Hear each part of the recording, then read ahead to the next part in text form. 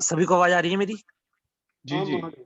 हाँ, तो पिछली कक्षा में हमने कुछ सूत्र पढ़े थे, मतलब संधि के और अंग कार्य थोड़ा बहुत पढ़ा था। 2 सूत्र पढ़े थे अंग कार्य। आज चलते हैं आगे। तो ये सूत्र आपको बहुत ही जरूरी है। ये सूत्र मैं आपको शेयर कर रहा हूँ।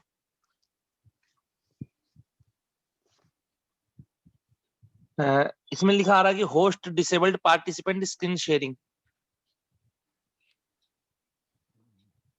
एक निमिष।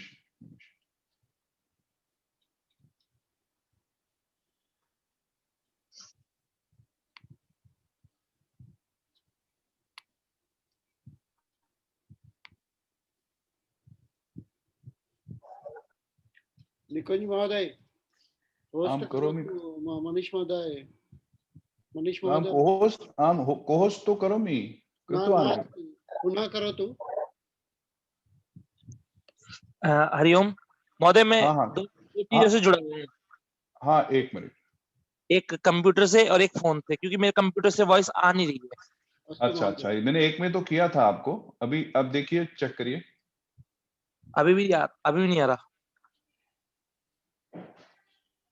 मैं कोहोस्ट किया तो शायद आपने फोन वाले को पोस्ट बना दिया था। दोनों में मनीष का ही नाम है क्या? हाँ जी, दोनों मनीष नाम ही है।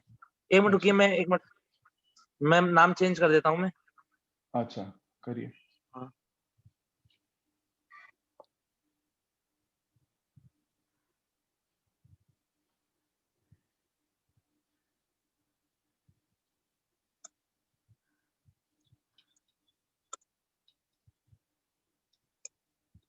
अब दिख रहा है महोदय, मनीष शर्मा पीसी।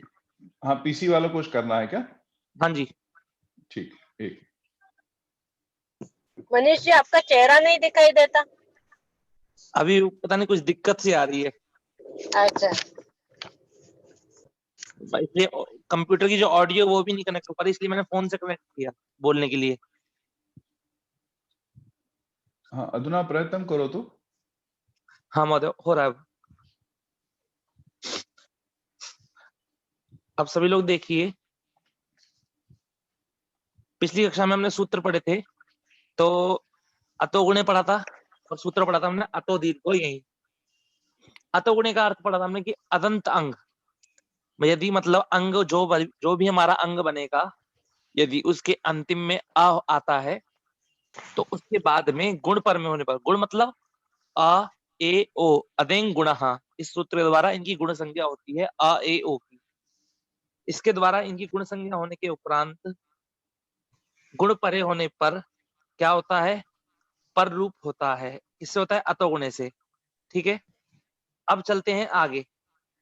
फिर हमने अतो दीर्घ को यही पढ़ा था। अतो दीर्घ को यही क्या कहता है? अदंत अंग हो और उसके बाद में ययादि प्रत्यय हो। तो हमने ये पढ़ा था कि ययादि प्रत्यय भी यहाँ पर ना लेकर के हम केवल व और म पे फोकस करेंगे। व और म परे होने पर क्या होता है? अदंत अंग को दीर्घ होता है। ठीक है, अब आगे चलते हैं। तो अब सर्वप्रथम अब हमको जब भी हम क्या कहते हैं, अब आगे हम अनदंत के लिए कार्य सीखेंगे। इसके लिए सीखेंगे अनदंत प्रत्ययों के लिए। अदंत प्रत्ययों के लिए केवल 2 मात्र सूत्र लगेंगे। कितने मात्र सूत्र लगेंगे? केवल मात्र 2। और अब आप चल रहे हैं हम अनदंत प्रत्ययों के लिए। तो अनदंत में आपको कुछ चीजों का विचार करना है। किसका? पित्त और अपित्त का। किसका विचार करना है आपको? पित्त और पित्त और अपित्त अपित्त। का। तो देखिए, पित्त होते हैं, पित्त प्रत्यय कौन कौन से होते हैं मैं आपको स्क्रीन पे दिखा रहा हूं। आप सभी लोग लिख लीजिएगा पित्त प्रत्यय कौन कौन से होते हैं।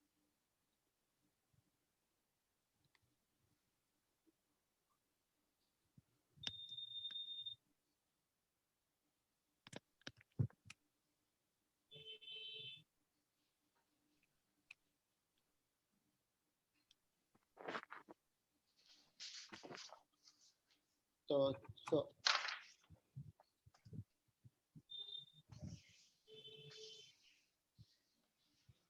अनि आवाम ई आवहे आमहे आम।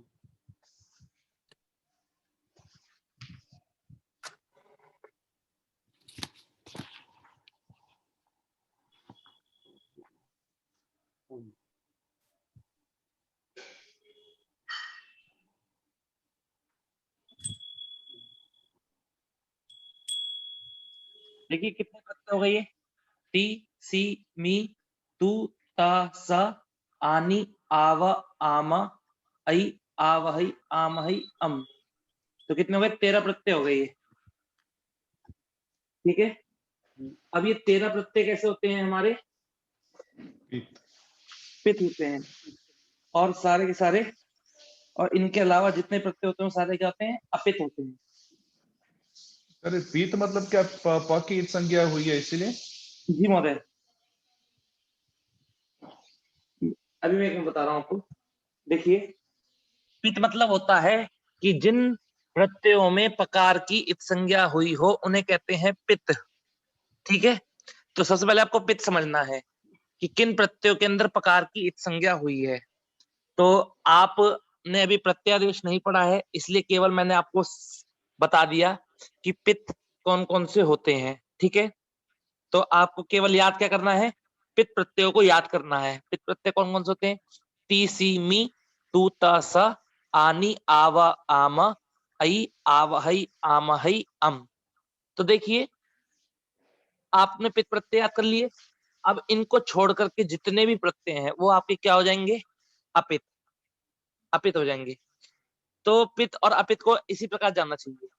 जैसे जब आपको सर्वप्रथम क्या करना है, आपको पी सी मतलब सारे सारे प्रत्यय याद करने हैं। जैसे तीतहा अंति सीता था मी वह महा। ठीक है, अब उसमें याद जब आपको पूरी तरह से याद हो जाएंगे, तब आपको ये पित प्रत्यय याद कर लेने हैं कि उन सभी प्रत्ययों में से जो भी ये प्रत्यय हैं, ती सी मी तू तसा आने आवा आम ऐ आवहि आमहि अम, यह जो प्रत्यय हैं, यह अप्रत्यय आपके कैसे प्रत्यय हैं, पित प्रत्यय हैं। और इनके अलावा इनको छोड़ करके जितने भी प्रत्यय बचते हैं वो आपके क्या होते हैं, अपित होते हैं। ठीक है, तो अब आपने यह विचार कर लिया। तो देखिए, जैसे मैं सर्वप्रथम मैं पूछता हूं, जैसे मैंने आपको प्रत्यय दिया, यहाँ देख लेते हैं।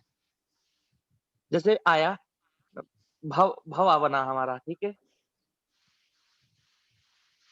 भव प्लस उसके बाद आया हमारा तह। अब यह बताइए, ये जो तह प्रत्यय है हमारा निकुंज महोदय, ये कैसा प्रत्यय है, पित है कि अपित है?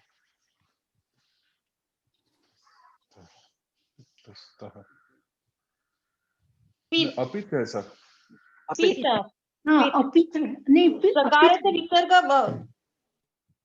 ये जो तह प्रत्यय है ये हमारा अपित प्रत्यय है। किस अपित कारण प्रत्यय से? है। हाँ जी, क्योंकि इसके ऊपर में नहीं आता, तीनों तेरों में नहीं आता। आनी आवा आमा ऐ आवहि आमहि अम, इन 13 प्रत्ययों के अंतर्गत नहीं आता है। इस कारण से ये कैसा प्रत्यय है हमारा, अपित प्रत्यय है। तो अपित प्रत्यय का ज्ञान हो गया, पित और अपित का आपको ज्ञान हो गया सभी को। ऐसे ही कोई भी देख लीजिए, जैसे मान लीजिए अंति आया, अंति प्रत्यय आपका कैसा है, अपित है ये भी। ठीक है, और भी कोई भी ले, अब जैसे आया मान लीजिए आनी आ गया। अब आनी कैसा प्रत्यय है आपका, पित प्रत्यय है, क्योंकि यह इन 13 प्रत्ययों के अंतर्गत आ गया है। इस प्रकार आपको पित्त और अपित्त का ज्ञान हो गया। ठीक है, अब आपको इसमें भी पित्त के भी 2 भाग बनाने हैं, पित्त के भी 2 भाग और अपित्त के भी 2 भाग बनाने हैं। पित्त के, अब देखिए पित्त कितने हैं, 13, तो इसके 2 भाग बनाने होंगे। तो कैसे बनाएंगे, हलादी पित्त और अजादी पित्त। हलादी मतलब होता है, हलादी मतलब आप एक बार समझ लीजिए सभी लोग, तो आपको बार बार जरूरत नहीं पड़ेगी। हल मतलब व्यंजन, और आदि मतलब पहला। जिस शब्द का पहला वर्ण व्यंजन हो उसे कहेंगे हलादी वर्ण। ठीक है, और जिसका स्वर हो उसको कहेंगे अजादी। अच आदि, अजादी, हल आदि, हलादी। तो देखिए आपके जो ये 6 प्रत्यय हैं, दिख रहे हैं आप सभी को, पी सी मी तू ता सा, यह प्रत्यय हो गए आपके हलादी प्रत्यय। और यह जो प्रत्यय हो गए आपके अजादी।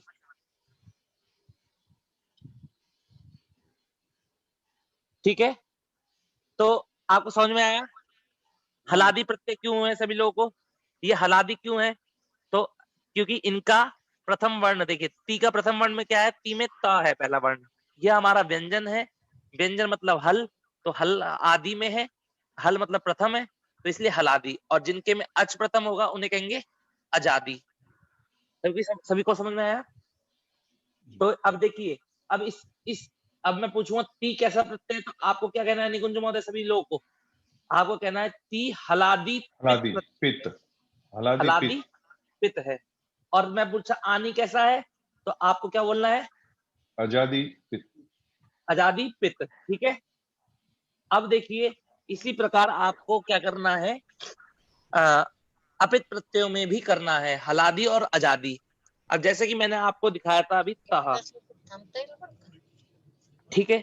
अब ये देखिए तहा जो प्रत्यय है आपका, ये कैसा प्रत्यय है? ये आजादी, आजादी पित। अपित। अच्छा, हलादी, हलादी, हलादी हलादी अपित, आजादी कौन बोला? पित प्रत्यय, हलादी, हलादी, हलादी अपित, हलादी हलादी अपित।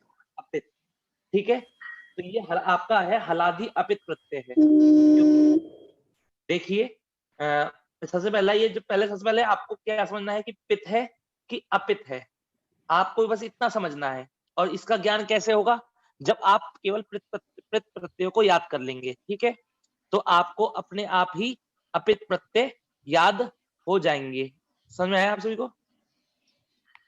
तो अब देखिए अब चलते हैं आगे। तो आप, अब मैंने पूछा जब आपको पित प्रत्यय याद हो जाएंगे तो आपको अपित का ज्ञान हो जाएगा। और वो आजादी है या हलादी है, तो वो तो आपको उसका स्वरूप देखते ही पता लग जाना चाहिए, ठीक है ना, उसमें तो कोई दिक्कत नहीं है। यदि हल वर्ण आदि में है तो हलादी, और यदि अच वर्ण आदि में तो आजादी। जैसे कि मैंने दिया अभी आपका अंति प्रत्यय दिया, ठीक है। ये अब अंति बताइए, ये अंति आपका कैसा प्रत्यय है? आजादी आजादी अपित, प्रत्यय, आजादी अपित आजादी, अपित हाँ, अपित, अपित आजादी, आजादी अपित, आजादी अपित बोलिए, ठीक है। आजादी अपित प्रत्यय है, ठीक है। और यदि इसकी जगह पे मैंने आपको अम दे देता हूं, ये अम आपका कैसा प्रत्यय है? आजादी, आजादी पित, आजादी पित, आजादी पित, हाँ पित। बिल्कुल। आपको जिस प्रकार मैंने बताया उसी प्रकार याद करना है। आप यदि अपित प्रत्यय को याद करने की कोशिश करेंगे ना तो बहुत दिक्कत आ जाएगी। क्यों? जैसे मानिए एक स्कूल में 100 बच्चे हैं, उनमें से 10 बच्चों ने गलती कर दी, तो उन्हें सजा मिली कि ये बाकी के जो 90 बच्चे हैं वह टूर पे जाएंगे, और जो बचे हुए 10 बच्चे हैं वो टूर पे नहीं जाएंगे।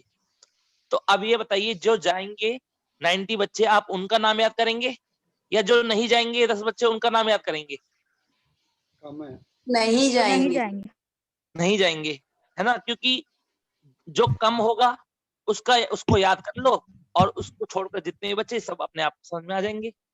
ऐसे ही आपने एक बार सारे प्रत्यय याद कर लिए, ये तीतांति तीता मीवा महा, इसके बाद आपको क्या करना है, पित प्रत्यय को याद कर लेना है। उसके बाद आपको अपित प्रत्ययों का ज्ञान अपने आप ही स्वयं हो जाएगा। अब हम चलते हैं आगे, ठीक है। अब देखिए, अब आपको कुछ और भी चीजें बताता हूं मैं, तो आपको थोड़ा पता लगेगा। जैसे कि अब मैंने आपको कोई प्रत्यय दिया, ठीक है, और ये प्रत्यय आपको मतलब आजादी है या हलादी है, यह आपको केवल अनदंत अंग में करना है और विकर्ण में करना है, ठीक है। इसमें करना है अनदंत, मतलब आप जब अनदंत प्रत्यय लगाएंगे तब आपको करना है। अब हरिओम, हाँ जी, हाँ जी, बोलिए, सुनाई दे रहा है। अब जैसे देखिए, अब एक चीज और, अभी आपको पिता पित के बारे में पता लग गया सबके। अब देखते हैं कित और नित के बारे में।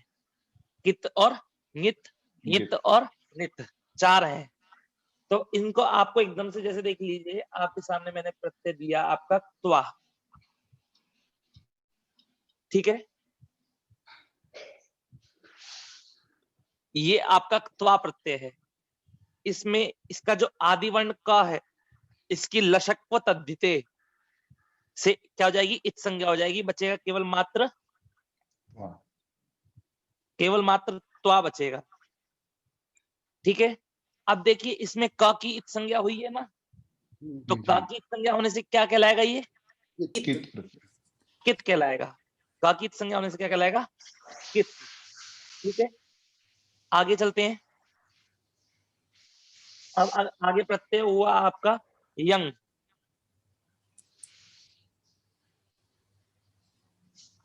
अब ङ की इत संज्ञा कर दी हलंत्यम। किसने करी, हलंत्यम ने। हलंत्यम। अब क्यों कर रहा है, ये आपको सूत्र पढ़ाए जा चुके हैं, क्योंकि अंतिम हल वर्ण है। क्या है, अंतिम हल वर्ण है, और किसका है, प्रत्यय का, उपदेश अवस्था में है, इसलिए। तो ङ की इत संज्ञा होगी बच्चा केवल या।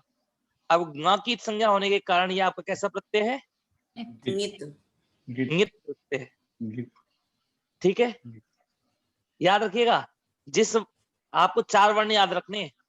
पित्त और अपित्त के लिए तो मैंने आपको बता दिया कि पित्त को आप याद कर लीजिए, अपित्त का ज्ञान अपने आप हो जाएगा। और कित ङित ङित णित को आपको देखकर याद करना है। ठीक है, अब चलते हैं, अब आगे दिखाते हैं। अब आया घय। अब देखिए इसमें घय में किसकी इत संज्ञा होगी, निकुंज महोदय, ई या यहाँ की, यहाँ। या।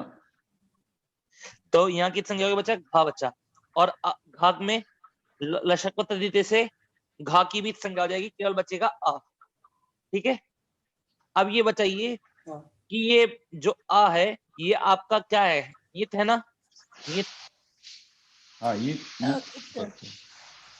घित भी है, हाँ, घित भी है साथ में, पर हमको अभी केवल ईत से प्रयोग में लेना है ईत को। ठीक है, जब घित का प्रयोजन आएगा तो घित के लिए बताएंगे। अब देखिए आगे चलते हैं। अब आया आपका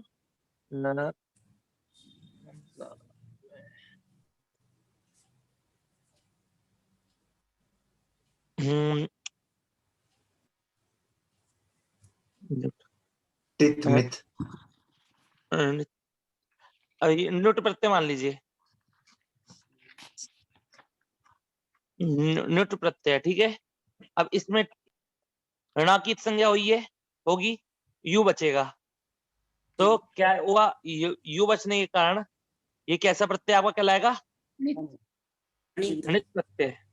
ठीक है, तो आपको सबको पता लग गया कि आपको किस प्रकार आपको कित ङित ङित णित का ज्ञान करना है। सबको पता लग गया, कित ङित अरे ङित। अनित वाला एक बार पुनः बताइएगा ना, लिखने में हम रह गया। हाँ, केवल मात्र इतना मान लीजिए, न्यूट प्रत्यय मान लीजिए। ठीक है, न्यूट प्रत्यय मान लीजिए। ठीक है, अब उसके न्यूट प्रत्यय में केवल बचेगा यू बचेगा आपका। तो ऋणांकित संज्ञा हो गई, इस ऋणांकित संज्ञा हुई, इसलिए कैसा प्रत्यय आपका, णित प्रत्यय है। अब आपको ये 4 पता लगे, इसके बाद आपको मैं कहता हूं, अब कोई प्रत्यय होता है, यदि कोई प्रत्यय हो और वो पित्त अपित्त के अंतर्गत नहीं आता है, पित्त अपित्त के अंतर्गत नहीं आता है, और ना ही वो कित है, ना ही वो ङित है, ना ही वो ञित है, और ना ही वो णित है, तो आपको क्या बोलना है, वह कैसा प्रत्यय है, सामान्य प्रत्यय है। कैसा है, सामान्य प्रत्यय। सामान्य प्रत्यय है। जैसे कि आपके सामने आया प्रत्यय, आपका आया तुमुन प्रत्यय आया। अब ये देखिए तुमुन प्रत्यय जो आपका है, इसमें ना की संज्ञा हो गई, ठीक है, और उ की संज्ञा हो जाएगी, तुम बचेगा। तो ये तुमुन प्रत्यय आपका ना तो ङित है, ना तो कित है, ना ञित है, और ना ही णित है, तो कैसा प्रत्यय है आपका ये, सामान्य। सामान्य प्रत्यय। सामान्य प्रत्यय, ठीक है ना, याद रखा आपने। तो आपको इतना याद रखना है, इसके बाद या इतना याद होने के बाद में अब चलते हैं, सामान्य है ये। ठीक है, महोदय, अभी देखिए तुम, हाँ जी, इसमें वो की जो संज्ञा हुई है, क्या वो उपदेश नासिक से? हाँ जी, यदि कभी भी किसी स्वर की इत संज्ञा होगी तो उपदेश में अनुनासिक इत से ही होगी। ठीक है, अब देखिए ये सारा बताने के बाद मैं ये बताता हूं कि आपको सार्वधातुक और आर्धधातुक बताया गया था, सार्वधातुक और आर्धधातुक। ठीक है, अब सार्वधातुक में के हमने देखिए फिर से वो चार्ट बताता हूं कि धातु से लगने वाले प्रत्यय कितने प्रकार के होते हैं, 2 प्रकार के। ठीक है, अब आपको पूरा ध्यान रखना है, धातु से लगने वाले 2 प्रकार के होते हैं, एक होते हैं तिंग, ठीक है, और दूसरे क्या होते हैं, कृत। अब ये बताइए कृत कौन से होते हैं, मैं इतना बता चुका हूं, तो कोई तो बताए कृत किसे कहते हैं। आर्धधातुक प्रत्यय। नहीं नहीं नहीं, आर्धधातुक प्रत्यय को कितनी कृत नहीं कहते हैं। जो तिंग नहीं है वो कृत है। से भिन्न हाँ, जो तिंग नहीं है तिंग और शिद भी नहीं है वो कृत। नहीं, नहीं, तिंगकृत, आप सब लोग कंफ्यूज हो रहे हैं थोड़ा। सुबंत प्रत्यय। प्रत्ययों को कृत कहते हैं। देखिए पहले मेरी बात सुनिए पूरी अच्छे सभी लोग। जो प्रत्यय धातु से लगते हैं पर तिंग में नहीं आते हैं, जो प्रत्यय धातु से लगते हैं पर तिंग के अंतर्गत नहीं आते हैं, उनको हम क्या कहते हैं, कृत प्रत्यय। ठीक है, क्या कहते हैं, कृत प्रत्यय कहते हैं।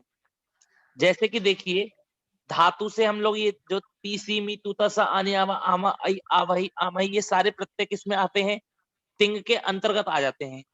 ठीक है, पर हरिओम, हाँ हाँ सुनाई दे रहा है सर, श्वेत है।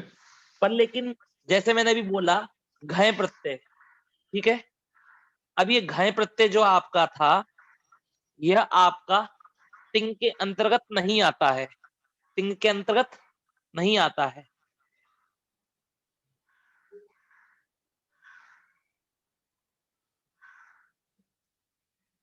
हरिओम मनीष जी। हाँ हाँ हरिओम महोदय, हाँ हाँ श्वेत है। स्क्रीन दिख रही क्या आपको। जी जी जी, अच्छा अभी चला गया। ये यहाँ नेटवर्क दिक्कत आ रही है।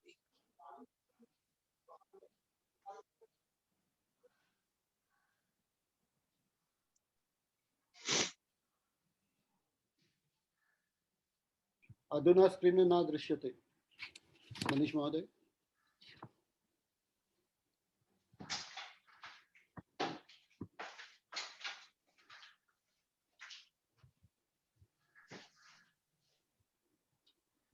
हरिओम, हाँ महोदय वदतु। अब आ रही है आवाज महोदय। हाँ जी जी, ध्वनि आगच्छति परंतु स्क्रीन न दृश्यते। हाँ स्क्रीन में देखा था मैंने। ये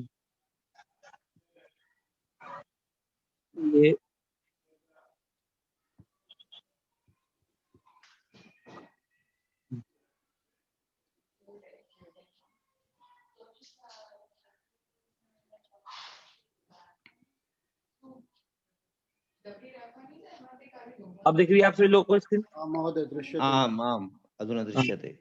तो देखिए मैंने बताया था आपको, जब तक आप सामान्य ज्ञान सामान्य नहीं समझेंगे पूरा अच्छी तरह से, तब तक आगे बताने का कोई फायदा नहीं है आपको।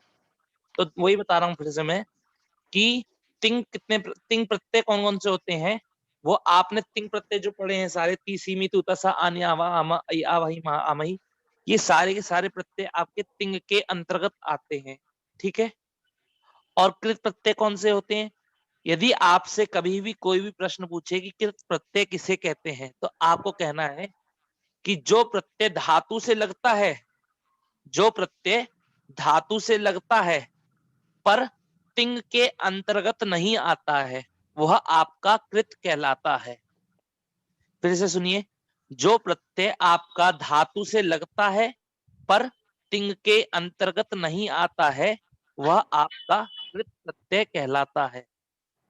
जैसा मैंने आपको उदाहरण में बताया अभी कि घय प्रत्यय हो गया आपका, या आप मान लीजिए तुमुन प्रत्यय मान लीजिए, ठीक है, या फिर और कोई भी मान लीजिए, तुमुन हो गया, त्वा हो गया आपका, जो भी आपको बताया त्वा। तो ये जो सारे प्रत्यय हैं त्वाक्तवतु, ईरन, यंग, है, यंग, ये सारे प्रत्यय आपके तिंग प्रत्ययों के अंतर्गत नहीं आते हैं। तो ये आपके कौन से प्रत्यय कहलाते हैं? कृत प्रत्यय कहलाते हैं। समझ में आया? ये यदि आपसे कभी भी कोई पूछेगा कृत प्रत्यय किसे कहने हैं, तो मैं आपको बता चुका हूं आपको कैसे बताना है। ठीक है, जी। अब चलते महोदय, हैं। हरिओम महोदय, सिप हाँ, बोलिए। सिप प्रत्यय किसमें आएगा? कौन सा? सिप सिप तिंग में आएगा। कृपया सर्वे प्रश्न अनंतरम करो, तुम अब देखिए, मजे न करो। अब देखिए आगे कि तिंग कितने प्रकार के होते हैं? 2 प्रकार के होते हैं। मैंने बताया था आप सभी को। सार्वधातुक, मैं सिर्फ सार्व लिख देता हूं, ठीक है। और क्योंकि इतना बड़ा लिखने में बार बार अब तो समझ में आ चुका है आप लोगों को, ठीक है। अब और तिंग प्रत्यय कितने प्रकार के होते हैं? 2 प्रकार के। और कृत प्रत्यय भी 2 प्रकार के आपके होते हैं। तो कौन कौन से होते हैं? वही उसी प्रकार सार्वधातुक अर्धधातु, और अर्धधातु। आर्धधातुक। अब आपने देखिए तिप्तस झी के तिंग प्रत्ययों के अंतर्गत आपने कौन से प्रत्यय सार्वधातुक और आर्धधातुक में डाले थे? तिंग में कौन कौन से लकार सार्वधातुक होते हैं और आर्धधातुक होते हैं, बताइए।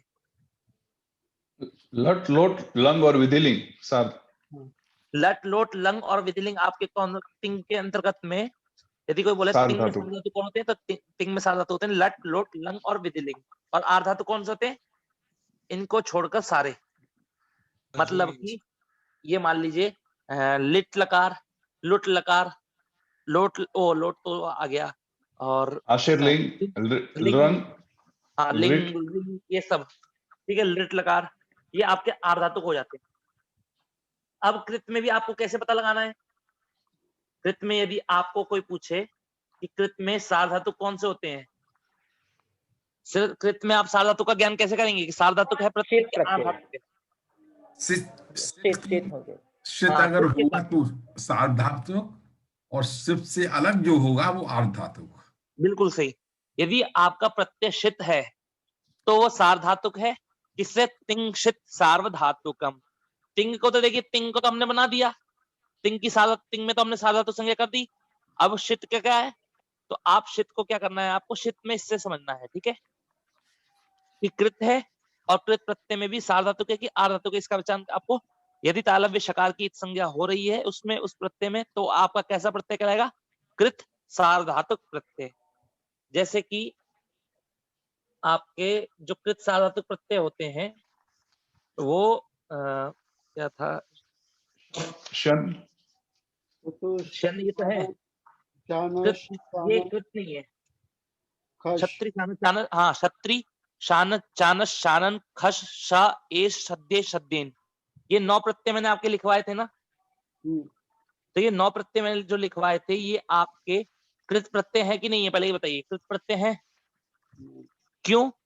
यदि मैंने आप किशोर महोदय, मैंने आपसे पूछा कि कृत प्रत्यय किसे कहते हैं, या ये फिर ये प्रत्यय जो मैंने आपको पढ़ाए हैं, दिखा अभी बोले मैंने, यह कृत किस क्यों है, तो आप क्या उत्तर देंगे? वो तिंग नहीं है, बस इतना बोलेंगे? जो धातु में लगते हैं। धातु में लगते हैं और तालव्य शकार की एक संज्ञा होती है पर तिंग के अंतर्गत नहीं आता। हाँ, तो देखिए जैसे मतलब कि आपने जैसे ये बोला कि धातु से लगते हैं, यदि आप केवल इतना बोलेंगे धातु से, मतलब सॉरी, आपने केवल इतना मात्र बोला कि जो तिंग नहीं है, तो तिंग नहीं है वो आपका क्या कहलाएगा? कृत कहलाएगा। आपने यदि इतना बोलेंगे तो जैसे आपके सुप प्रत्यय हैं, सु और जस, तो ये भी आपके तिंग में नहीं आते हैं, तो मतलब कृत कहलाएंगे ये भी, अगर आप केवल इतना अर्थ बोलेंगे। और यदि और आप ये बोलेंगे कि जो प्रत्यय धातु से लगता है पर तिंग नहीं है वह कृत है, तब आपका बिल्कुल करेक्ट जाएगा प्रत्यय, बिल्कुल सही। क्योंकि आप, और यदि कोई बोले तो सुप्रत्यय भी तिंग, सुप्रत्यय तिंग नहीं है, तो फिर आप बोलेंगे सुप्र प्रत्यय आपका कृत नहीं कहलाएगा। क्यों? क्योंकि वो धातु से नहीं लगता नहीं है, लगता। इस कारण से। ठीक है, आपको विचार कहाँ करना है तिंग और कृत का? जो प्रत्यय धातु से लगेगा वहीं आपको विचार करना है तिंग और कृत का। तो सार्वधातुक प्रत्यय कौन से होते हैं मैंने आपको बता दिया, छत्री, शानत, चानस, शानन, सिर्फ। अब आप देखिए आर्धधातुक कौन से होंगे? इनको छोड़ के जो भी प्रत्यय होगा आपका क्या कहलाएगा? आर्ध धातुक कहलाएगा। ठीक है, अब मैं आपसे प्रश्न अब किस प्रकार पूछूंगा आपको वो बताना है। ठीक है, मैं एक प्रत्यय बताऊंगा, अब आपको ये बताना है कि यह जो प्रत्यय है आपका चलिए और भी बड़ा कर देता हूं इसे थोड़ा सा। ठीक है, सार्वधातुक में भी आपको मैंने बताया था, सार्वधातुक में भी आपको पित्त और अपित्त का बताना है। ठीक है, पित्त और अपित्त में भी किसका बताना है? हलादि पित्त, अजादि पित्त, ऐसे करके। ठीक है, तो पूरा आपको बोलना क्या पड़ेगा, कैसे बोलना पड़ेगा? यदि मैंने कोई प्रत्यय आपको दिया तो आपको सबसे पहले देखना है कि हलादी है कि अजादी है, तो आपको बोलना है हलादी। फिर पित्त है कि अपित्त है, तो फिर वो बोलना है। फिर ये बताना है कि सार्वधातुक है कि आर्धातुक है। उसके बाद आपको बताना है कि तिंग है कि कृत है। जैसे मैंने आपको प्रत्यय दिया, जैसे देखिए, जैसे मैंने आपको प्रत्यय दिया, मान लीजिए ती प्रत्यय दिया। ठीक है, अब आपने देखा ती कैसा प्रत्यय है आपका? हलादी है। ठीक है, हलादी है प्लस क्या है? पित्त है पित्त, हलादी पित्त, है ना। और ती प्रत्यय किस में आता है? लट लकार तिंग का में, है, लट तिंग, लकार का है ना। सार्वधातुक। हाँ, तो लट लकार का है, इसका मतलब सार्वधातुक है, ये सार्वधातुक हो गया आपका। और क्या है? तिंग है। ठीक है, समझ में आया? यह आपको प्रत्यय का परिचय है। आपको कोई भी प्रत्यय दिखने के बाद में आपको उसका परिचय कैसे देना है, आपको ये सिखा रहा हूं मैं। यदि आपसे कोई भी प्रत्यय का परिचय पूछने लग गया ना तो आप कंफ्यूज हो जाएंगे, इसलिए मैं आपको सिखा रहा हूं। तो आपको समझ में आया ती कैसा प्रत्यय है आपका? हलादी है, पित्त है, सार्वधातुक है और तिंग है। हलादी का ज्ञान आपको कैसे होगा? जिसके उसका आगे में स्वरूप, हल है। हाँ, उसका यदि आदि में हल है तो हलादी है, और यदि आदि में अच है तो अजादी है। पित्त का ज्ञान कैसे होगा? ती से में आदि ती से में, पित्त, इन सबको आपको याद करना है। ठीक है, 13 प्रत्यय। इन 13 प्रत्ययों को याद करना है। तो आपको क्या जाएंगे, ये आपके याद कर लिया आपने, तो आपको पित्त का भी, पित्त और अपित्त का ज्ञान हो जाएगा। सार्वधातुक है कि आर्धातुक है, इसका ज्ञान कैसे होगा? लकार यदि से लट, 4 लकार है। हाँ, लट यदि लोट 4 लंग और लकारों के विधिलिंग। अंतर्गत आता है, लट लोट लंग विधिलिंग के अंतर्गत आता है तो सार्वधातुक है, नहीं तो आर्धातुक। ठीक है, और यदि और तिंग है कि नहीं है ये तो पता लग जाएगा, तिंग का तो आपको देखते ही पता लग जाएगा सीधा। ठीक है, अब मैंने आपको एक और इसका उदाहरण देता हूं, उसके बाद आपको बताना है। जैसे आपका आया अंति। अब ये बताइए महोदय ये कैसा प्रत्यय है? जैसा आप बताएंगे वैसा ही लिखूंगा मैं। आजादी, अपित, आजादी अपित, हाँ, पहले आजादी है कि हलादी है, इसका ज्ञान करना है। ठीक है, तो ये आजादी क्या है? अपित, आजादी, अपित, आजादी, सार्वधातुक, तिंग। सार्वधातुक तिंग, हाँ, आजादी, अपित, अपित, अपित, सार्वधातुक, तिंग। तिंग। ठीक है, आप तिंग नहीं बोलेंगे तब भी चल जाएगा, तिंग बोलेंगे तब भी कोई दिक्कत नहीं है। ठीक है ना, एक सामान्य बात है कि बोलेंगे या नहीं बोलेंगे तब भी चल जाएगा। ठीक है, अब देखिए एक और पूछ लेता हूं।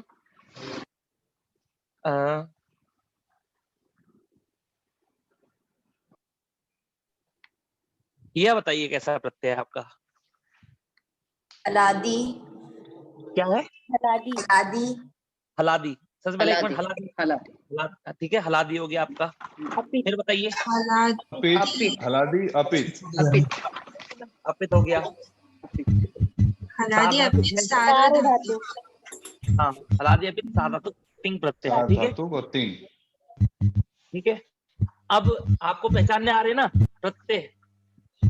तो अब देखिए आप प्रत्यय को पहचान में आ गए होंगे, तो एक बार क्या करते हैं इसमें,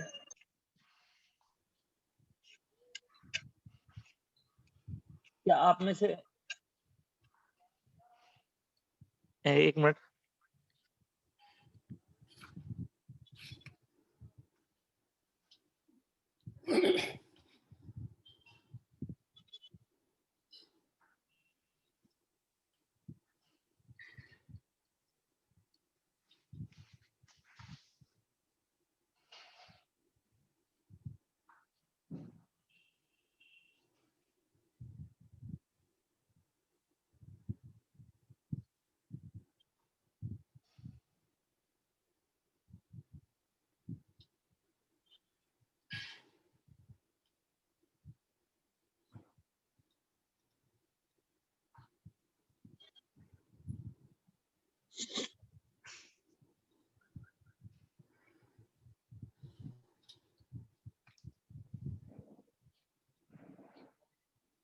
ये देखिए, अब आप सभी को दिख रहा है?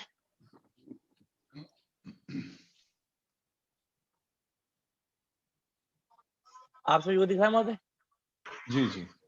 हाँ, तो इसमें देखिए एक चीज और बतानी है जो विशेष है कि आपको पित्त और अपित्त का ज्ञान केवल मात्र किसमें करना है? ये लिखा है ना, अनदंत अंग के लिए प्रत्यय। ठीक है, क्या लिखा है? आप अनदंत। देखिए, हाँ, ये तीतहांती दो प्रकार के हैं। ये तीतहांती दो प्रकार के हैं। देखिए, ये भी ती है और ये भी ती है। दिख रहा है आपको दोनों? ये भी ती है, इसमें भी ती है और इसमें भी ती है। पर ये जो ती है ये अदंत लकार का है और ये है अनदंत का। आपको धीरे धीरे समझ में आ जाएगा जब आप अनदंत के लिए अच्छा ये बताइए, अनदंत अंग कौन कौन से होते हैं? लट लोट विधि जो टीत लकार है सब अनदंत होंगे? नहीं, अदंत अंग मैंने आपको बताया था, भवादी, दिवादी, तुदादी और चुरादी। क्या बताया था आप सभी को? भवादी, दिवादी, तुदादी और चुरादी, ये 4 लकार होते हैं अदंत। ये 4 लकार कैसे होते हैं महोदय? अदंत। भवादी, चुरादी और क्या बोले सर, बताएं। भवादी, दिवादी, तुदादी और चुरादी।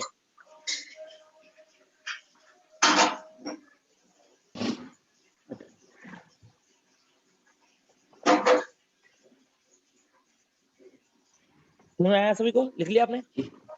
तो और इनको छोड़ के 6 लकार बचे। भवादी, मतलब सॉरी, इनको छोड़ के जो 6 गढ़ बचे, कौन कौन से? जैसे अदादी, जुहोत्यादि या तुदादी, वो सॉरी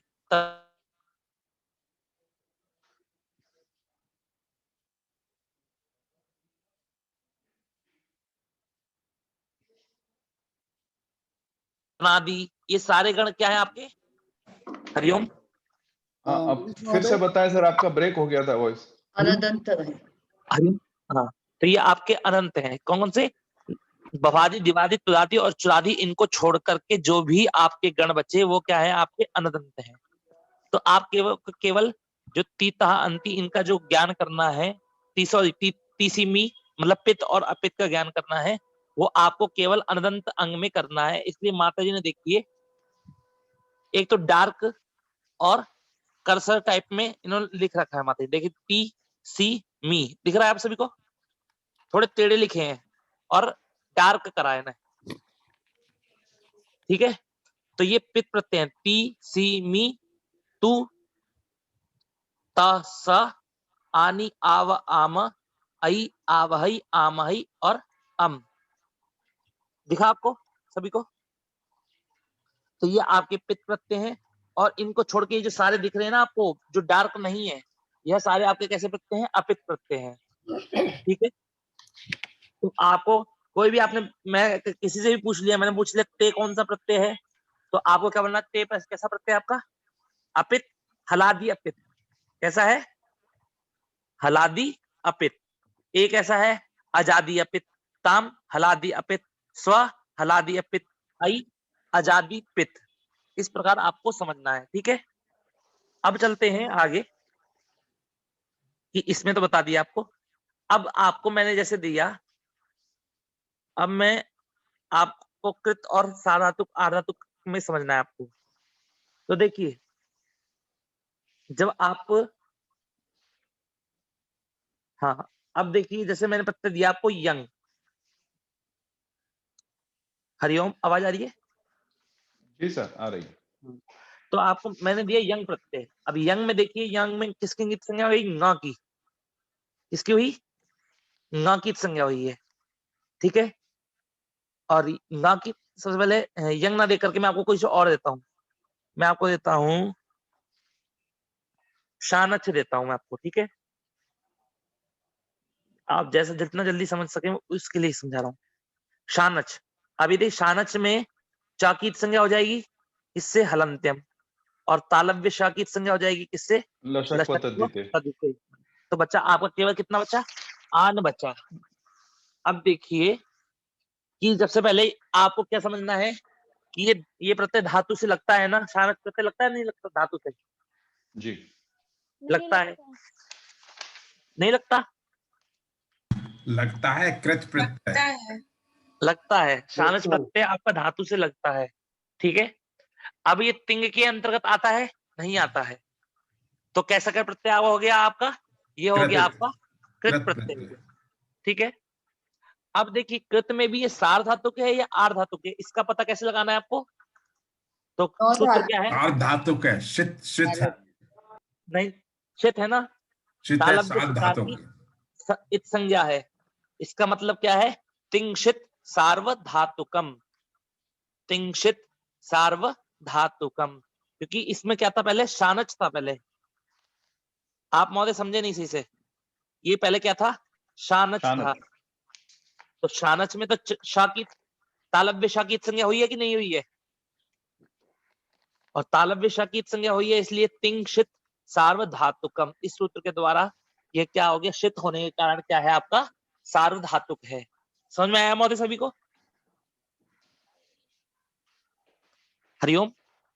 जी सर जी। तो ये अब बताइए निकुंज महोदय कैसा प्रत्यय है? ये आपका सार्वधातुक है, ठीक है, ठीक है ना आपका। अब जी देखिए, सर, इसमें एक मिनट सर, शानच प्रत्यय में तो च की भी इत संज्ञा हुई है, तो फिर हाँ उसको चित भी बोलेंगे? हाँ, चित्त भी बोलेंगे, बोलने के लिए आप उसे बोल सकते हैं चित्त, पर अच्छा, चित्त का यहाँ कोई प्रयोजन नहीं है। प्रयोजन किस चीज का है? शित का, शित का। ठीक है ना। जिस प्रकार मैंने आपको बताया था कि किसी व्यक्ति के पास एक 100 रुपए का नोट है, एक 200 रुपए का नोट है, और दुकानदार को चाहिए 100 रुपए का नोट, तो वहां पर दुकानदार से ये नहीं बोलना है आपको कि मतलब कि अगर दुकानदार पूछे आपका 100 रुपए का नोट है, तो आपको बोलना है हाँ 100 रुपए का नोट है। आपको नहीं बोलना मेरे पास तो 100 रुपए का भी है, 200 रुपए का भी है, ऐसे नहीं बोलना है। तो जितने की जरूरत होती है उतने भाग को हम लेते हैं, ठीक है। तो जिस प्रकार शानच में तालव्य शा की भी इत संज्ञा है और चा की भी इत संज्ञा है, शा की इत संज्ञा होने से शित है और चा की इत संज्ञा होने से चित है, तो हमको प्रयोजन किसका है? केवल मात्र शित का। शित। किस लिए? सार्वधातुक समझने के लिए। तो ये क्या हो गया आपका? सार्वधातुक आ गया, ठीक है। अब आपको इसमें समझ में आया? आपको सार्वधातुक हो गया। जी अब आपको ये समझना है, अब हम चलते हैं आर्धातुक में। इसमें आर्धातुक, तो अब कोई भी प्रत्यय मैं आपको दूंगा, यदि उसमें तालव्य शा की संज्ञा ने, पहले बात तो सबसे पहले देखना है आपको कि वह आपका कृत प्रत्यय है कि नहीं है। यदि वो कृत प्रत्यय है और उसमें तालव्य शकार की संज्ञा नहीं है, तो वो आपका कैसा प्रत्यय होगा? आर्धातुक होगा। और आर्धातुक में भी आपको 4 बता सकता हूँ, देखिए मैं बताता हूँ। जैसे अब आया आपका यंग प्रत्यय आ गया। अब इस यंग प्रत्यय को बताना है, तो आपको कैसे बताना होगा? सबसे पहले बताइए कैसे बताएंगे इसे? लादी। नहीं, हलादी नहीं, हलादी और आजादी का ज्ञान नहीं करना है आपको। आपको यहाँ पर नियत है, न की संज्ञा है, हाँ, तो आप गीत बोलना है प्रत्यय। नियत है, गीत ठीक है। अब गीत हो गया, और गीत के बाद कैसा है ये? आर्ध धातु। आर्धधातु। क्यों? क्योंकि इसमें तालव्य शकार की संज्ञा नहीं है, नहीं हुई। ठीक है ना। तो ये हो गया आपका आर्ध धातु। अब बताइए, आर्ध धातु है और क्या है आपका? कृत है, ठीक है। तो कैसे बोलना है आपको? आप इतना बोल सकते हैं केवल कि नित आर्धातुक प्रत्यय है। कैसा प्रत्यय है? ठीक है। अब देखिए इसके बाद में आपका आया, फिर से वही बताता हूं, त्वा प्रत्यय आपका। अब ये त्वा प्रत्यय आपका कैसा है? इसमें का की संज्ञा होगी, ठीक है। तो आपका कैसा कहलाएगा? कित, कित कहलाएगा। और कित के बाद आर्धधातुक। हाँ, कित आर्धधातुक, ठीक है ना। आपको सभी को समझ में आ गया? जी सर। अब इतना समझ में आ गया है तो बहुत है। अब धीरे धीरे करके ये मजबूत करवा दूंगा मैं, बस आपको केवल इतना समझना था ऐसे करके, ठीक है। अब चलते हैं, अब एक सूत्र है जो काफी लोगों के मुंह से आप लोगों ने सुना होगा और बहुत ही उपयोगी सूत्र है, सार्वधातुक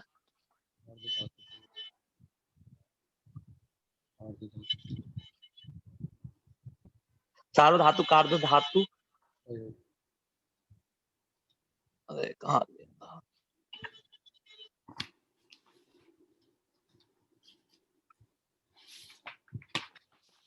इस सूत्र को तो आप लोग, मैं ये कहूं कि इस सूत्र को तो अपने जुबान पे बिठा लीजिए, ठीक है, क्योंकि यह सूत्र आपका बहुत ज्यादा लगने वाला सूत्र है, ठीक है।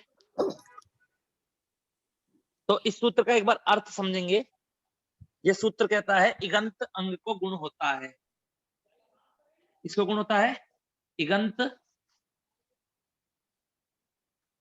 अंग को गुण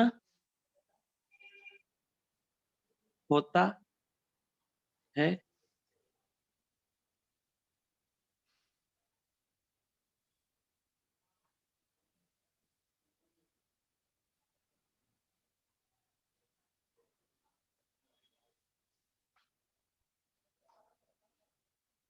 धातु प्रत्यय परे परे होने पर।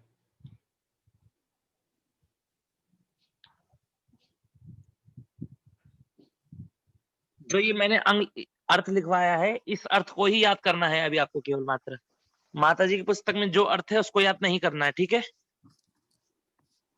तो समझ में आया आपको क्या है इसका? इगंत अंग को गुण होता है सार्वधातुक और आर्धधातुक प्रत्यय परे होने पर, ठीक है महोदय। एक बार आप बोलिए फिर से, इसका क्या अर्थ है? इगंत अंग को गुण होता है सार्वधातुक और आर्धधातुक प्रत्यय परे होने पर। अब इगंत किसे कहते हैं? जिसमें ह्रस्वई की जो अंत में है होता है वो नहीं ह्रस्वई अंत। यहाँ इगंत से आपको इक समझना है, इक अंत इगंत, इक प्रत्याहार, इक प्रत्याहार, इक प्रत्याहार मतलब कि इक प्रत्याहार में कौन कौन से वर्ण आते हैं? ई उ री लीक, ई उ रिल री, ठीक है। चार वर्ण। हाँ, तो इगंत मतलब हो गया आपका ई उ रिल री जिसके अंत में हो। क्या कह रहा है? ई उ रिल री जिसके अंत में हो उसको गुण होता है। उसको क्या होता है? गुण होता है सार्वधातुक और आर्धधातुक प्रत्यय परे होने पर, ठीक है। समझ में आया महोदय आपको? हरिओम। हाँ जी सर। समझ में आया क्या है सूत्र का अर्थ? हाँ, एक एग्जांपल दे दीजिए तो जरा क्लियर हो जाएगा। हाँ, मतलब मैं भी समझाऊंगा। पहले आपको इगंत समझ में आया नहीं आया तो ये बताइए केवल। हाँ सर, वो इगंत तो एक प्रत्याहार के इसमें एक है, प्रत्याहार जिसके अंत में हो, अंत में जैसे हो। कि जैसे मान लीजिए भू धातु है, ठीक है, भू धातु है या नी धातु है, ठीक है, या फिर और मान लीजिए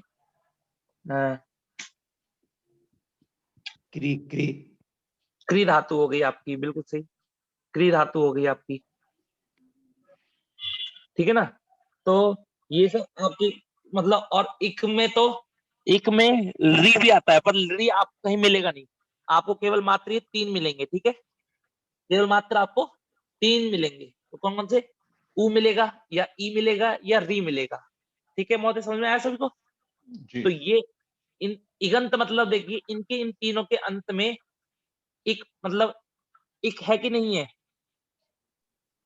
जी।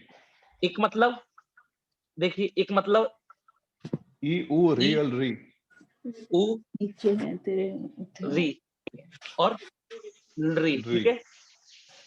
हाँ, तो इसका मतलब ये है, पर री आपको मिलेगा नहीं, री आपको कहीं भी नहीं मिलेगा, ठीक है। तो आपको केवल कितना समझना है? ई और री।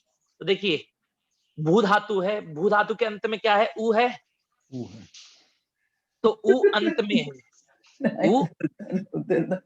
आशा मुदगिर जी, क्या पूछिए महोदय, क्या पूछ रहे आप?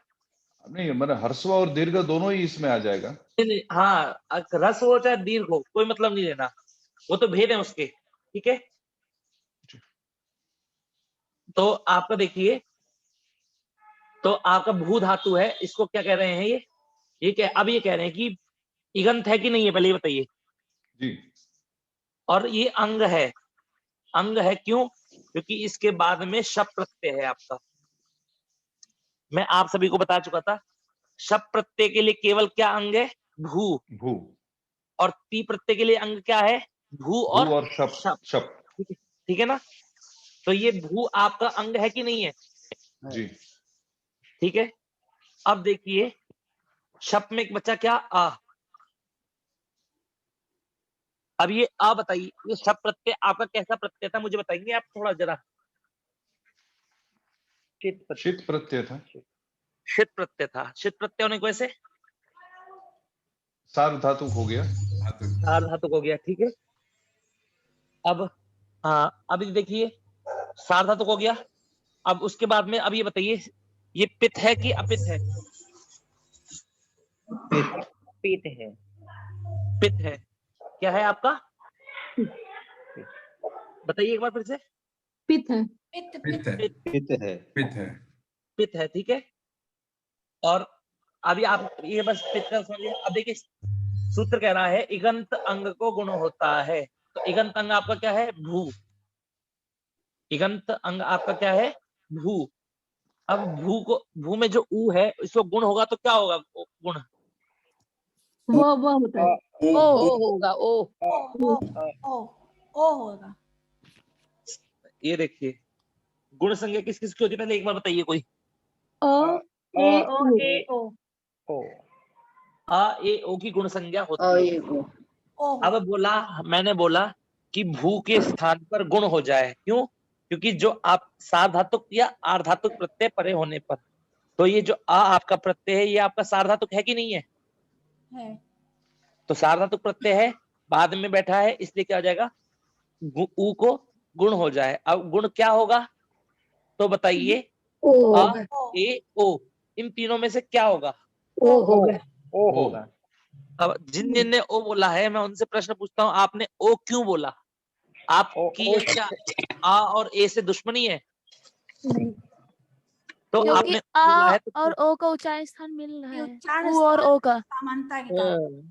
हाँ जी, स्थान साम्यता के कारण। ठीक है ना? क्योंकि ऊ का स्थान है ओष्ठ और ओ का स्थान भी क्या है? ओष्ठ, कंठोष्ठ। ठीक है। तो स्थान तो मिल गया ना थोड़ा बहुत। हाँ, तो ऊ के स्थान पे क्या हो जाएगा? ओ।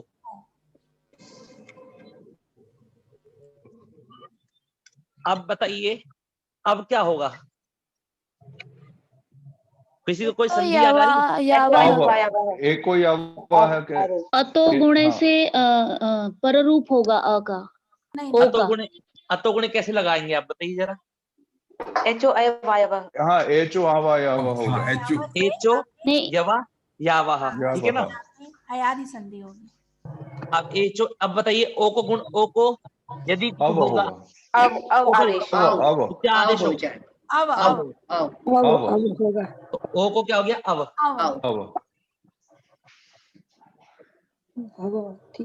ठीक है। अब देखिए अब जोड़ देंगे तो क्या बन जाएगा? भवती।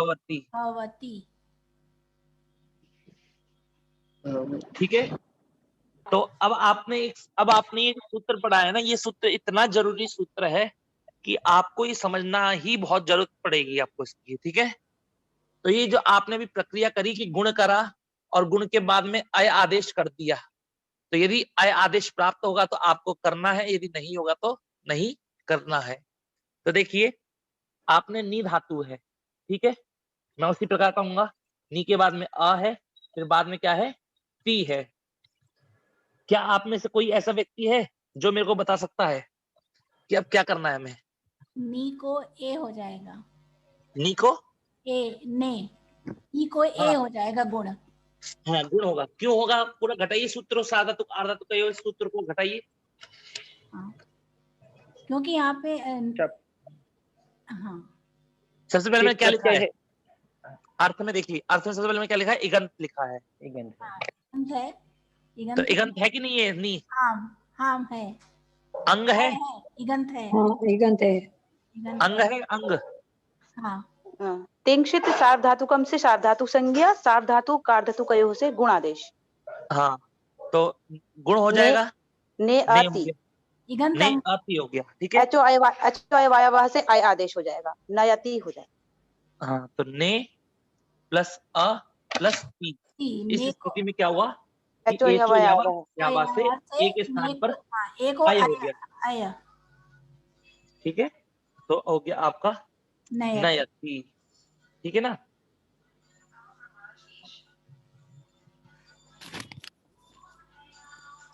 ठीक है, समझ में आया आप सभी को।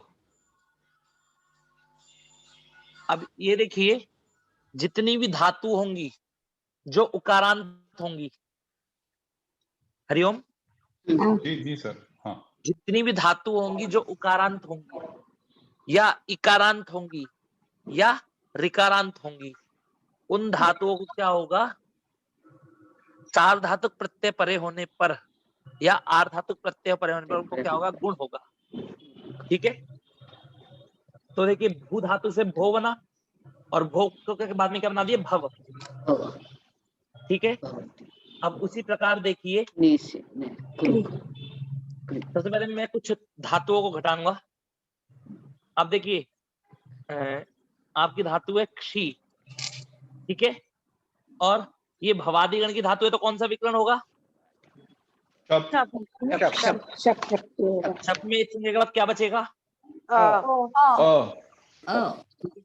और फिर बाद में कौन सा प्रत्यय आएगा, पी, ठीक है। अब देखिए, ये शप प्रत्यय के लिए आपका अंग क्या है, क्षी, ठीक है। अब अंग है, अब कैसा अंग है, इगंत अंग है।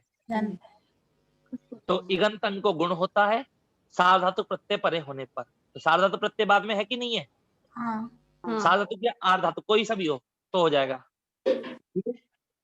तो क्या हो जाएगा, क्षी को गुण होके क्या हो जाएगा, छे को फिर आय होके क्षयति, क्षयति। तो समझ में आया, क्षी से क्या बनेगा, क्षी को क्षय, फिर क्षय, फिर क्षयति। ऐसे जी से बनाइए, क्षयति। हाँ वो तो ठीक है, जी धातु आई। मैं अब आप एक एक से पूछता हूँ, ठीक है। जी सर आप कॉमन ही पूछिए, तो फंस जाएंगे हम लोग। नहीं नहीं, बिल्कुल कॉमन है, बिल्कुल कॉमन। अभी देखिए, जी धातु है आपकी जी जये, जी जये कहते हैं ना जीतने के लिए, तो जी धातु है आपकी जीतने के लिए। तो जी धातु को क्या होगा, जी धातु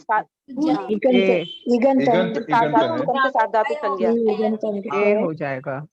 तो जी, मैं बोलता हूँ इगंत अंग है, क्यों है, क्योंकि जी में जा में ई है और ई अंतिम में है, इस कारण से आपका इगंत अंग है, ठीक है। तो इसको क्या करना है, गुण करना है। तो गुण करेंगे तो जी को क्या होगा, जे होगा, पर कब होगा, सार्वधातुक प्रत्यय परे होने पर, सार्वधातुक या आर्धातुक प्रत्यय परे होने पर। अब यहाँ पर कौन सा प्रत्यय सार्वधातुक या आर्धातुक है, तो अ प्रत्यय है जो आपका सार्वधातुक है, इस कारण से गुण होगा। तो क्या हो जाएगा आपका, जे हो जाएगा, तो जे हो गया। फिर जे होने के बाद फिर वही दोबारा हो जाएगा। तो क्या बन गया, जयति, जयति, ठीक है। ऐसे ही नी धातु, नी से नयति हो गया, ठीक है। श्री से श्री,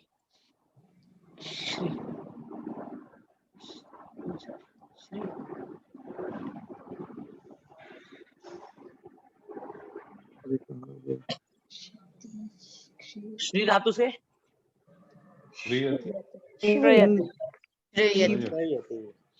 क्या होगा, हो जाएगा, ठीक है ना। समझ में आपको। अब आप लोगों को अब देखते हैं, ऊ पे चलते हैं, वरना ई भी बहुत देर हो जाएगी। अब धातु आई पुंग पवने, सुना है आपने, पुंग पवने, जिन लोगों ने पढ़ा होगा थोड़ा बहुत उन्होंने सुना होगा पुंग पवने। तो पुंग धातु, पू धातु, पुंग में पू बचेगा, ठीक है। अब देखिए, पू धातु है किस गण की है, भवादि गण की है, तो इसलिए कौन सा विकर्ण हुआ, शप, शप में बचा अ और पी प्रत्यय आया। तो क्या हो जाए, अब देखिए, अब क्या करना है आपको, क्या होगा, ऊ को ओ हो जाएगा। ओ होगा, पवत गुण हो जाएगा, ऊ का ओ को ओ ऊ का और ओ ऊ होगा, गुण हो जाएगा। और ओ का तो अव हो जाएगा। होगा। ठीक है, तो ऊ को हमने सार्वधातुक आर्धधातुक एव से ऊ को क्या कर दिया, गुण करने पर क्या बन गया आपका ओ। ओ फिर ओ को क्या कर दिया, अब अब। आदेश कर दिया, तो क्या हो जाएगा प प्लस अब पवती, प्लस, तो बन जाएगा पवती। पवती का मतलब होता है आपका स्वच्छ या पवित्र करना, ठीक है, ठीक है ना। अब ऐसे ही मुंह का क्या बनेगा, मुंह का क्या बनेगा, मावती, मवती भवती। मवती, मावती, भू का भूवती भवती भू का भवती, ठीक है। अब देखिए, यदि धातु आपका छोटा ऊ भी होगा तब भी आपका वही बनेगा। जैसे आपने आपका है ये, मान लीजिए दू है, डू है, ठीक है, तो क्या बनेगा, दवती दवती। वही दोबारा ईगंत अंग को गुण हो जाएगा, गुण होने पे ओ होगा, फिर ईचो यवा यावा से अब आदेश हो जाएगा, दवती। तो दवती बन जाएगा आपका, ठीक है। मिला लेंगे तो दवती सिद्ध हो जाएगा। मनीष जी फिर प्रश्न आंसर ले लेते हैं सर। जी महोदय, बस एक बार री का और ले लेता हूँ, एक धातु है बस री, जस्ट रिमाइंड करवाया आपको मैं। जी हाँ, वो मैं देख रहा था टाइम। नहीं, एक आर्ध धातु का भी एक एग्जांपल दीजिए ना, ये तो सार्वधातुक हो गया। हाँ, आर्ध धातु का महोदय ले लीजिए आप, जैसे कि हाँ, तो जैसे देख लीजिए आपकी धातु है भू, ठीक है,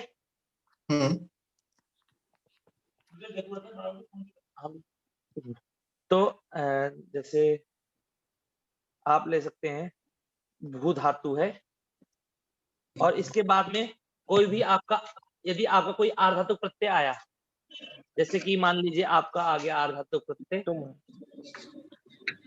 आ गया, प्रत्यय नहीं, एक तो आप प्रत्यय आएंगे ना, तो ये क्या हो जाएगा आपका, निषेध हो जाएगा, आगे चल के आपको निषेध आएगा।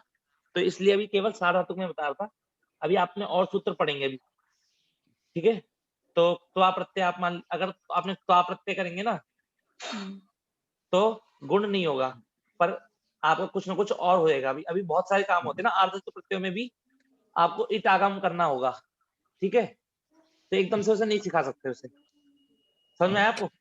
ओके, अभी आर्धधातुक में आपको क्या है, अभी इट आगम में पूरी पुस्तक है इट आगम माता जी ने, तो आपको वो सिखानी है, पर याद रखिएगा उसको इडागम को समझने के लिए आपको धातुएं याद करनी पड़ेंगी, कम से कम 120 या 110 सभी को, आप सभी को, ठीक है, ठीक है।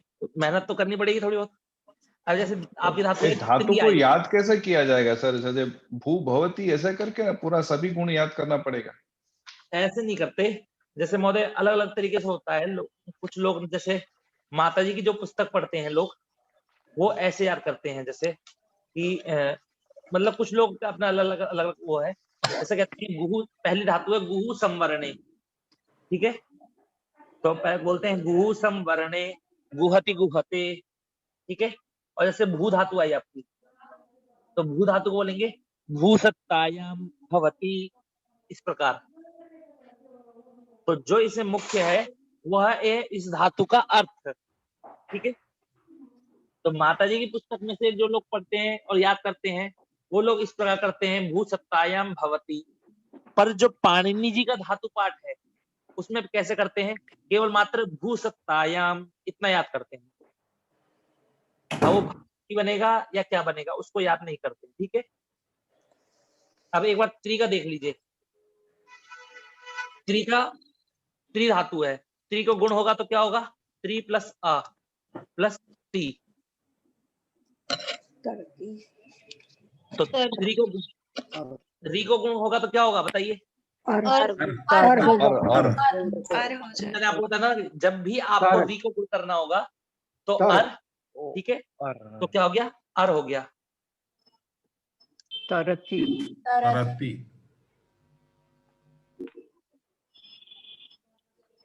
तो बन जाएगा आपका तरती। यहाँ पर उरण रपर सूत्र नहीं लगेगा क्या?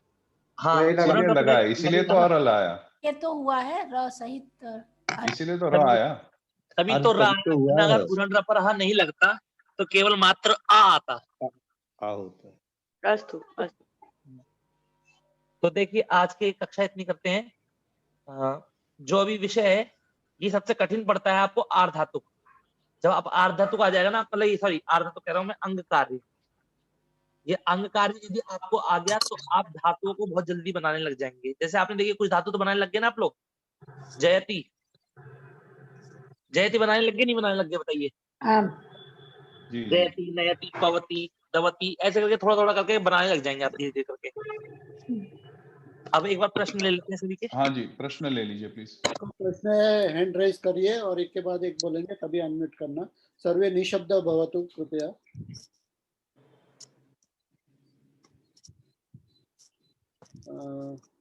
आशा जी वदतु।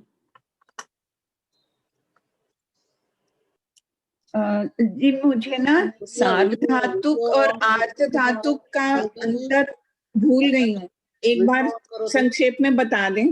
वीडियो ऑन करिए आपका। जी मैं ना सार्वधातुक और आर्धधातुक का अंतर भूल गई हूँ, संक्षेप में मुझे याद दिला दें।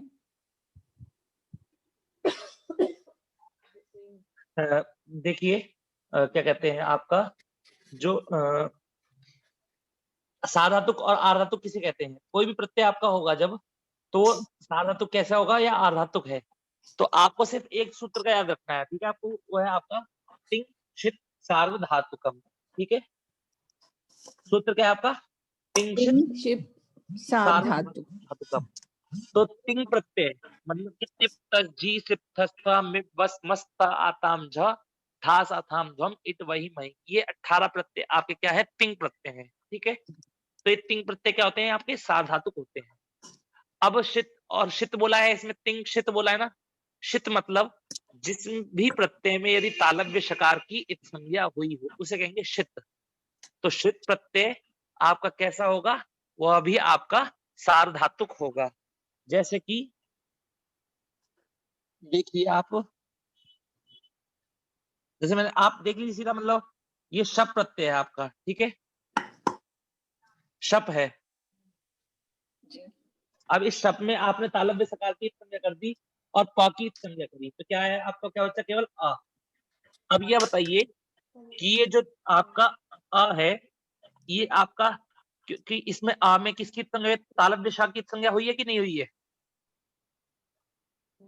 जी हाँ, तालव्य शा की संज्ञा हुई हो, यदि किसी प्रत्यय में तालव्य शकार की संज्ञा हुई हो तो वह आपका सार्वधातुक प्रत्यय कहलाता है। और यदि तालव्य शकार की संज्ञा नहीं हुई हो तो वह आपका आर्धातुक कहलाएगा, ठीक है? ठीक आप ठीक। केवल इतना अर्थ याद रखिए कि यदि प्रत्यय में तालव्य शकार की संज्ञा हो तो सार्वधातुक, अगर नहीं हो तो आर्धधातुक, ठीक है? धन्यवाद। अग्रे भरत महोदय वदतु, वीडियो ऑन करोतु। हाँ, नमो नमः महोदय।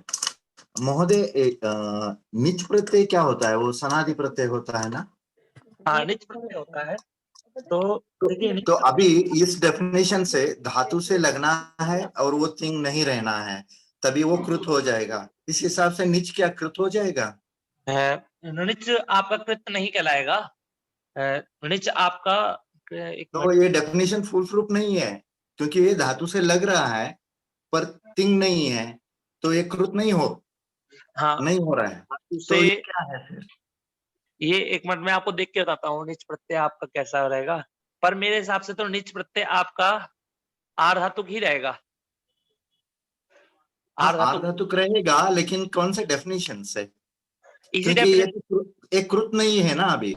हाँ, कृत नहीं है, पर देखिए जो निच प्रत्यय हो रहा है ना, ये किसको हो रहा है? ये हो रहा है धातु मतलब साधातु प्रत्यय को हो रहा है, ठीक है। हाँ हाँ तो एक परिभाषा है, यत आगमः तद्गुणीभूतास् तद्ग्रहणेन गृह्यन्ते, ठीक है। क्या है? यदागमस् तद्गुणीभूतास् तद्ग्रहणेन गृह्यन्ते। जिसको जो आगम हो वह भी उसकी तरह ही हो जाता है। यदि मान के चलिए जैसे यदागमस मतलब आप किसी व्यक्ति के साथ गए, उसकी ससुराल गए, ठीक है। हाँ तो यदि आपके ससुराल वाले केवल आपका ध्यान रखेंगे और उनका ध्यान नहीं रखेंगे तो गलत बात है। तब वह व्यक्ति बोलता है, या मतलब आप बोलते हैं कि मेरे साथ जो आया है वह भी मेरे गुण धर्म वाला ही है, वह भी मेरे गुण धर्म वाला ही है। तो कह रहे हैं यद आगमः, यद आगमा जो आगम आए, तद गुणी भूतास वह उसके गुण वाला हो जाता है, तद ग्रहणेन गृह्यन्ते उसके ग्रहण से उसका भी ग्रहण होता है। तो जैसे मान लीजिए तो ये क्या कारिका है क्या? ये परिभाषा है, परिभाषा। हाँ। तो जैसे देखिए निच प्रत्यय है आपका, हाँ ठीक है। अभी निच प्रत्यय कहाँ हो रहा है? शब्द को हो रहा है, शब्द प्रत्यय के साथ हो रहा है, ठीक है। हाँ तो शब्द के साथ, शब्द का धर्म क्या है? सार्वधातुक, तो निच का भी सार्वधातुक हो जाएगा। हो जाएगा। पर मेरे को भी कंफर्म नहीं है, मैं आपको देख के बताऊंगा, ठीक है। धन्यवाद सर। ओके। अग्रे पूजा मिश्रा जी वदतु। महोदय, जो ये सूत्र है सार्वधातु कार्धधातुकयोः से गुण हो रहा है, तो इसका मतलब है कि सार्वधातुक या आर्धधातुक प्रत्यय पड़े होने पर ही इदंत अंग को गुण होता है। तो जो भू से सप है, सप भी सार्वधातुक है, और जो ती है ये लट लकार में तिंग होने से ये भी सार्वधातुक है। तो किसको देखना, सप को देखना है या तिंगु को देखना कि सार्वधातुक होने? जिस प्रकार ये बताइए, भू से बोला है, भू धातु है, मुंह धातु, देखिए मुंह है, मुंह धातु से शप है, बाद में शप का है अ और बाद में है ती, तो दोनों सार्वधातुक हैं, ठीक है। बिल्कुल सही, आपने आपका बात बिल्कुल सही है। पर मैं बोला कि सार्वधातुक परे होने पर, तो परे तो दोनों है, पर परे का मतलब ये होता है कि जब हम भी कभी भी कोई कार्य कर रहे हैं तो हमारे सामने कौन आता है, ठीक है। हमारे सामने कौन आता है तो वही हमारे लिए बाद वाला है। जैसे मुंह है, मुंह के लिए बाद वाला कौन है? अ या ती है, बाद में बताइए। यदि कार्य करना होगा हमें तो अ से ही कार्य करना पड़ेगा। जिस प्रकार मैंने बताया था कि जब भी हम ट्रेन की टिकट लेने जाते हैं खिड़की पे, या कभी भी किसी चीज के लिए काम के लिए जाते हैं, बैंक में जाते हैं, तो जो कैश काउंटर वाला होता है उसके सामने जो आएगा उसके साथ कार्य करता है वो, उसके बाद वाले के साथ कार्य नहीं करता है, ठीक है ना।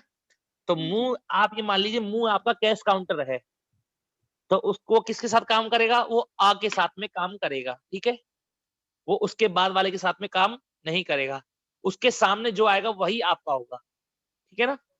जी धन्यवाद।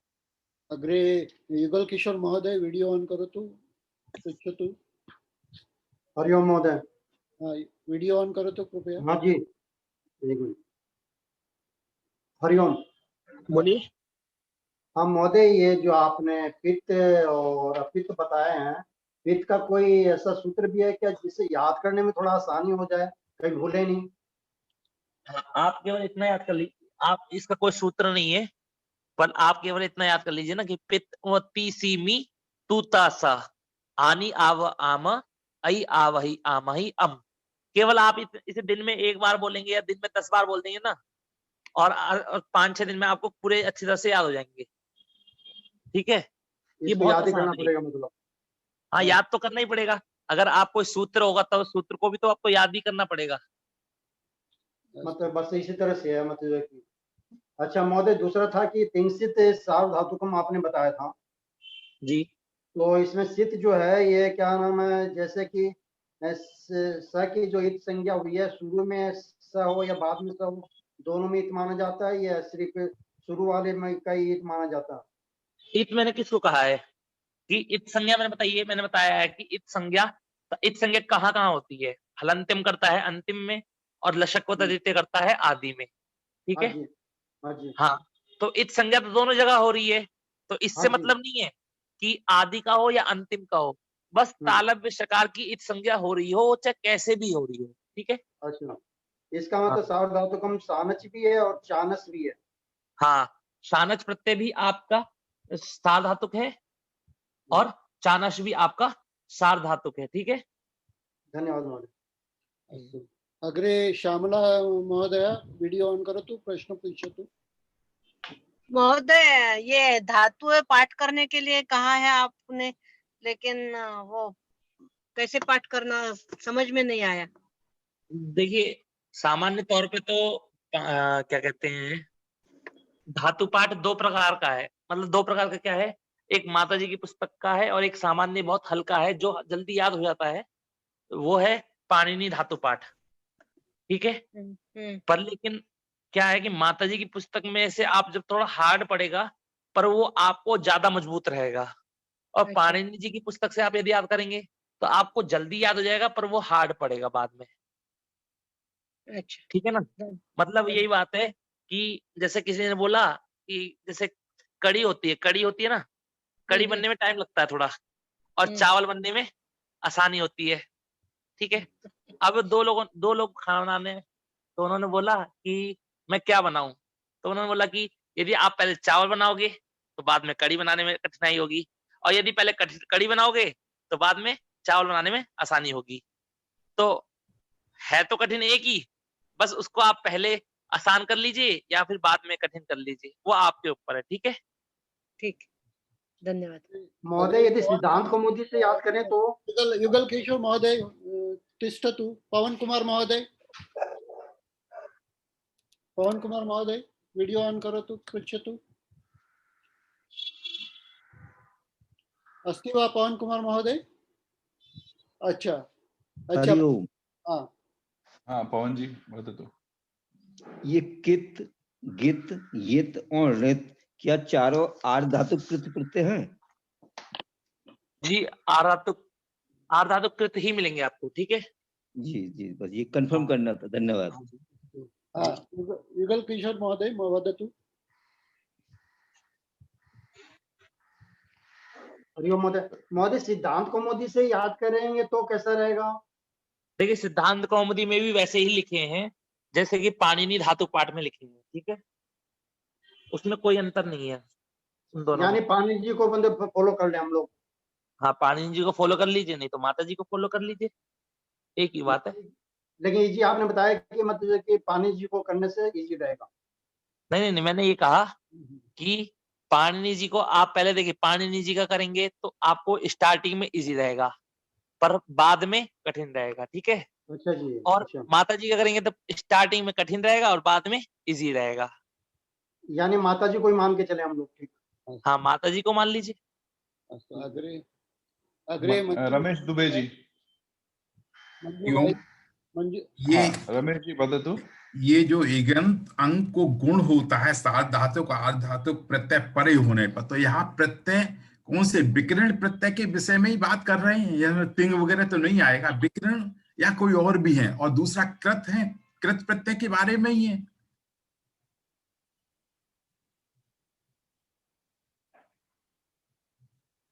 मनीष महोदय अनम्यूट करोतु, भवान् म्यूटम् अस्ति। हरिओम। हाँ जी। हाँ, देखिए उसमें सूत्र में बोला है प्रत्यय परे होने पर। अब प्रत्यय जो होता है, क्या कहते हैं, विकर्ण भी मतलब आपके प्रत्यय ही होते हैं और कृत भी आपके प्रत्यय होते हैं, तिंग भी आपके प्रत्यय ही होते हैं। तो वहां पर इससे मतलब नहीं करना है, बस मतलब किसका है, सार्वधातुक और आर्धातुक होने ही चाहिए, ठीक है। तो जैसे आर्ध धातुक प्रत्यय जो होंगे उसमें बीच में विकर्ण नहीं होता है, तो इसका मतलब तिंग से डायरेक्ट जो है वो भी हाँ हो, तो हाँ, उसके आर्धातुक कैसे भी हो, कह रहे हैं। ऐसा नहीं है कि देखिए, ऐसा नहीं है कि मतलब कि सिर्फ विकर्ण ही सार्वधातुक हो। जैसे मान लीजिए कि आप जब भू धातु है, केवल अभी इतना हल्का मानिएगा, अब ये भू धातु है, अब इसके बाद में लिट लकार में आता है, क्या कहते हैं, णल प्रत्यय आता है। कौन सा प्रत्यय आता है, णल। हाँ, ये आर्ध धातुक होगा, ठीक है। अब देखिए, कहाँ गया यार, नल प्रत्यय हुआ आपका, इसमें इत संज्ञा होने के बाद बचता है केवल मात्र अ। ठीक है, अब ये इनके बीच में देखिए सीधा नल प्रत्यय आपका प्रत्यय है, इसमें विकर्ण कोई भी नहीं लगेगा। ठीक है,